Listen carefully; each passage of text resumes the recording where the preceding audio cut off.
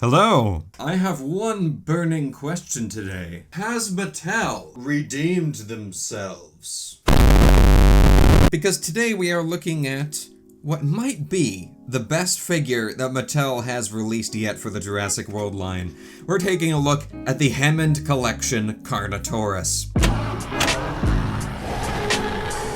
Now, I originally wasn't going to get this one just because I'm trying to be pretty minimalist with my current small-ish display area that I'm living with right now, and I'm trying to be conservative with what I purchase, and this is a pretty large figure, but it was for sale on Cyber Monday, so I grabbed one, and I am happy I did, ultimately, just so I can make a video actually praising Mattel for once, because I often get comments from people saying, "You're such a Debbie Downer, you just talk about stuff that's bad all the time." No, I don't.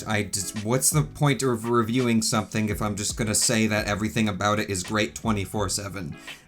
I'm here to offer feedback and constructive criticism and have some fun along the way while we do it. But yeah, I wasn't gonna get this one because, there's nothing wrong with the Jurassic World Carnotaurus design. I think it's one of the better theropod designs from the new movies, to be honest. But it's just kind of generic, basic Carnotaurus design you'd expect to see in any Hollywood movie, if we're being honest. There's nothing crazy going on here. I would have preferred the chameleon Carnos from the book for a little creative flair thrown on top of it. But I will say, I do have what I believe is a justified emotional attachment to this Carnotaurus design, and that is, before I watched the first trailer for Jurassic World Fallen Kingdom, which I reacted to many years ago on the channel, many years ago, I had no idea Carnotaurus was going to be in the movie. And my reaction had me freaking out when I posted the trailer reaction. I was like, "Carnotaurus!" and I screamed it. And I've never made a video about this, and I've never talked about it on the channel, actually, except some people messaged me when they noticed it, when they got the DVD for Dominion, not Dominion, Fallen Kingdom, and it's even on YouTube. But I am in the special features for Jurassic World Fallen Kingdom. If you get a DVD or Blu-ray or whatever, and you watch the behind the scenes, the segment for the fans, the opening clip is literally me screaming Carnotaurus at the trailer. So this guy officially made Universal reach out to me and ask for permission to put my video in the special features of their DVD, which is pretty cool, honestly. So I'm kind of tied to the franchise in a roundabout way, I guess. And it's all because of the existence of this wonderful spiky red boy. But that's enough about me. Let's move on to this figure, because Mattel has done some really nice improvements with this new body size they've introduced for the figure line, and hopefully moving forward with the other body sizes as well. The detail is great as always, but one thing I will say is this thing is basically spot on as far as being compared to the movie, the sculpt for the model we see in the movie, especially in the face. It's captured so darn well. This one does have the sort of glass eye that they're bringing into all of the new Hammond Collection figures. I have mixed feelings on it. I like the idea a lot because honestly, it makes it look more premium than these figures actually ever have, in a way, which is that little bit of genuine reflectiveness in the eye. It looks pretty nice, but the way they do the pupils on these is kind of weird because the pupils set really far back behind the actual glass part, and I think the actual transparent plastic part in there is supposed to magnify the pupil, but instead it just sort of gets lost from most angles. But I kind of like it on this Carnotaurus because it's a kind of gnarly, spiky design, as you know, and the lack of pupils makes it look spooky from some angles, as you can see there, if I put it up to the camera. If it does, yeah. You can see, from down here and stuff, just the pure, glassy yellow eye just kind of looks cool. I think there could definitely be improvement there, even if they painted the pupil, right onto the top of the glass eye and just have, the reflective part in the back. I think that would maybe be better overall, even though it's kind of a cheaper option, but I'd take that. One thing that you might have noticed just looking closely at the head here is the teeth have been improved tenfold. They are a softer, more rubbery material instead of the hard plastic that we've gotten before for these figures, but they're proportionate. They look like they're straight out of the movie. It looks great. And that's all they needed to do. If they're worried about child safety, make accurate teeth, but make them just softer or whatever. And I mean, this is also being marketed as a premium range for more so adult collectors, so I wouldn't really worry about that too much. The teeth are still kind of blunted, of course, but just the general size. They don't look like Tic Tacs in its mouth like the Baryonyx and the Ceratosaurus had. They look really, really good. And of course, as you saw me doing there, the jaw is articulated. We'll go over articulation very quickly. The jaw is open on a dual hinge, so even if you grab just like the top or the bottom jaw and move it, then both will move simultaneously. I think that works fine, and it looks good. The neck has articulation too, so you can move it up and down quite a ways, as you can see there. The only thing is there's really no side to side with the head, which is a shame. There's a tiny bit, and I feel like they could have engineered something in there, but I mean, the articulation looks good from a display standpoint, so I'm not too fussed by it. No articulation in the midsection, which would have been nice at this body size, but oh well. I mean, if that helped bring the price down, I guess. I think this thing just looks pretty good regardless. Maybe it's a stability issue as well.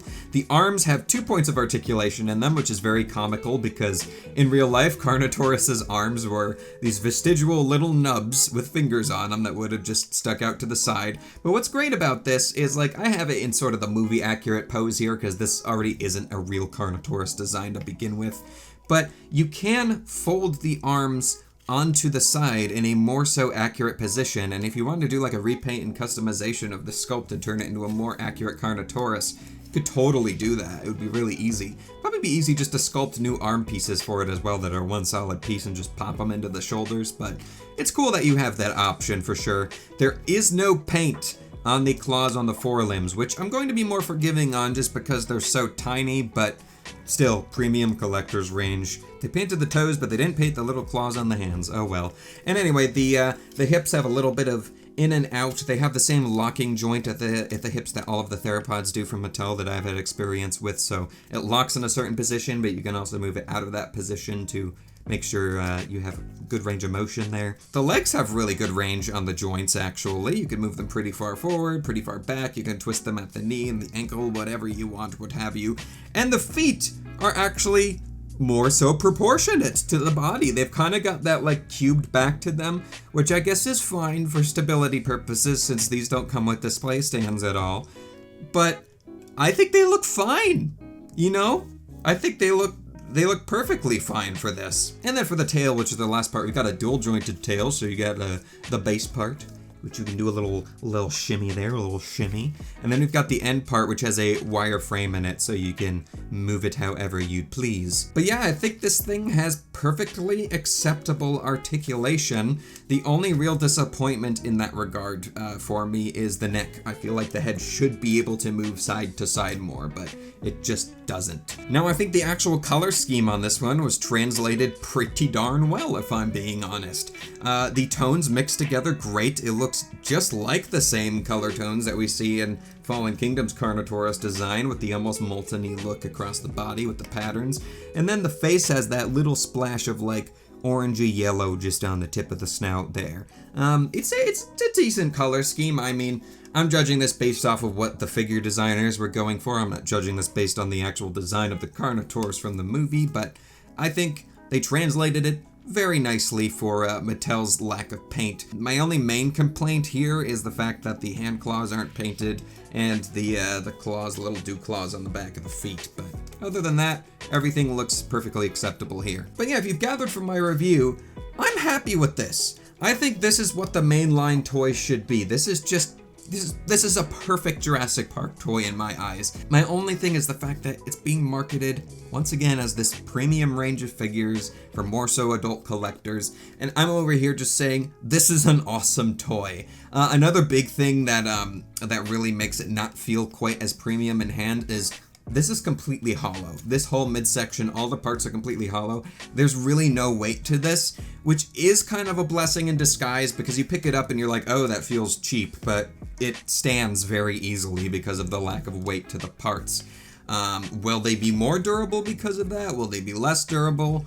I guess that kind of depends on how you're playing with the figure or what you're using it for. I've noticed that a couple of the joints since I got mine have loosened up a little bit, particularly this hip is a little wobbly here, and I think like the head and neck have loosened up quite a bit, so I'm sure they will decay over time, but you know, I paid $20 for this on Cyber Monday. It's normally around $30.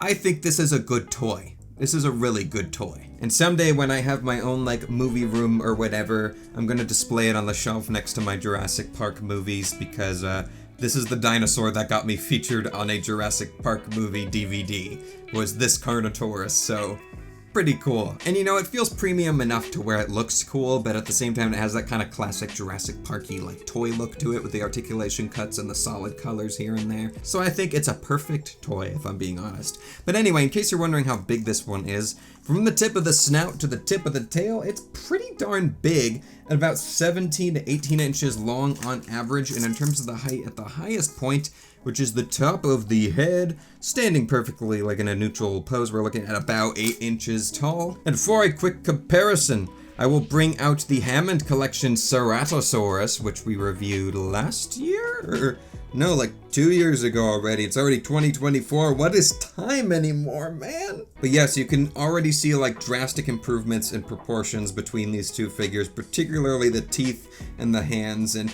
I think even the feet, to be fair.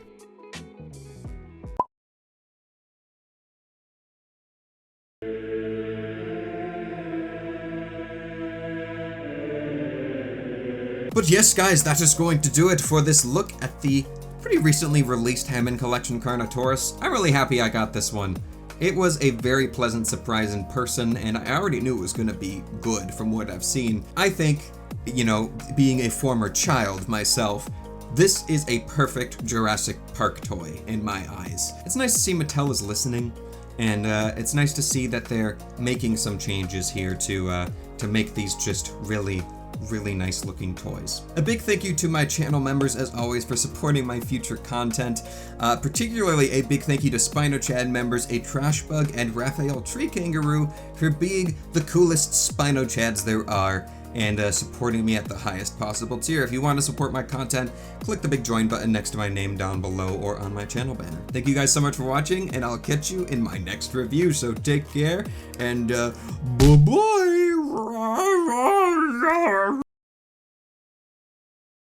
I love potatoes! You're telling me I can't eat potatoes?